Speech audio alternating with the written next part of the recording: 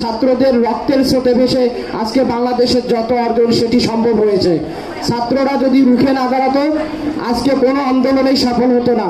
সেজন্য আমি চাই যে আগামীর বাংলাদেশে যে কোনো পরিস্থিতিতে আবার যদি ছাত্রদের মাঠে নামার দরকার পড়ে, রাস্তায় নামার দরকার পড়ে, তাহলে তোমরা পাশে থাকবে তো? কারণ ছাত্ররা পাশে থাকলে পৃথিবীর কোনো শক্তি তাদেরকে রুখে দিতে পারবে না। পারবে? 2024 সালে সারা বিশ্বকে বাংলাদেশের ছাত্ররা দেখিয়ে দিয়েছে কিভাবে অধিকার আদায় করে নিতে হয়। জীবন যদি যায় যাক, তবু রাজপথে থেকে অধিকার আদায় করে নিব, এরকমই প্রত্যয় ছিল বাংলাদেশের ছাত্রদের। সেই প্রত্যয় থেকে আজকে আমাদের 24-এর অর্জন, ফেসিবাদের পলায়ন। ঠিক কিনা?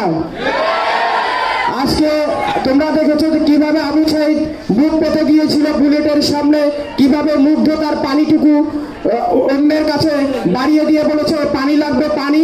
তো সেরকম এরপরে যদি কোনো ধরনের বিপদ ছাত্রদের উপর নেমে আসে, আমরা আবারও সেই রকম বুক পেতে দিব, পানি দিয়ে হোক, জীবন দিয়ে হোক, আবার রাজপথে আমরা নেমে মানুষের লড়াইয়ে, ছাত্রদের লড়াইয়ে, বাংলাদেশের অস্তিত্বের লড়াইয়ে ইনশাআল্লাহ আমরা একসাথে কাজ করব। এই আহ্বান জানাচ্ছি তোমাদের প্রতি। আগামীর পাটগ্রামে, আগামীর বাংলাদেশের যে কোনো নৈরাজ্যে পাটগ্রাম আবার জ্বলে উঠবে, যেভাবে জ্বলে উঠেছিল 4 আগস্ট। ঠিক আছে? তো আমরা যদি তোমাদের ডাক দেই, ইনশাআল্লাহ তোমাদের যাদের সক্ষমতা আছে, যাদের দেশ নিয়ে ভাবনা আছে, দেশের জন্য কাজ করতে চাও, অন্তত জীবন দেওয়ার দরকার না হলো তোমরা আমাদের পাশে এসে সংহতি জানাও। এই পথটায় আমি আমার বক্তব্য শেষ করছি। স্বাধীন সমস্ত বাংলাদেশ আগামী এগিয়ে নিয়ে যাবে, তোমাদের পাশে আমরা চাই। তোমার থাকবে তো?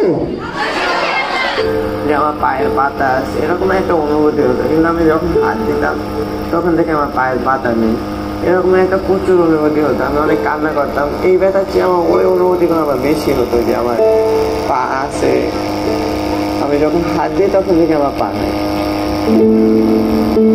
আসলাম পা দিয়ে নতুনভাবে হাঁটা শিখতে আসছি, মানে ছোটকালে যেভাবে হাঁটা শিখেছে মা, ওইরকম এখানে হাঁটা শিখেছে।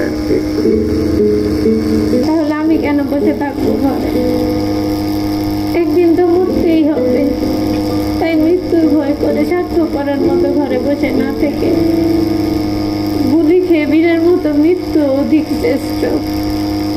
আমি যদি বেঁচে না ফিরি, আমার আল্লাহ আমাকে হায়াত দিয়েছে। আমি একটা কিন্তু চকলেট নিয়ে আসছো, কেউ বাবা নাই বাড়িতে, যখন বাইরে গেছে আর পুলিশ আছে ওকে ঘুরে নিয়ে গেছে।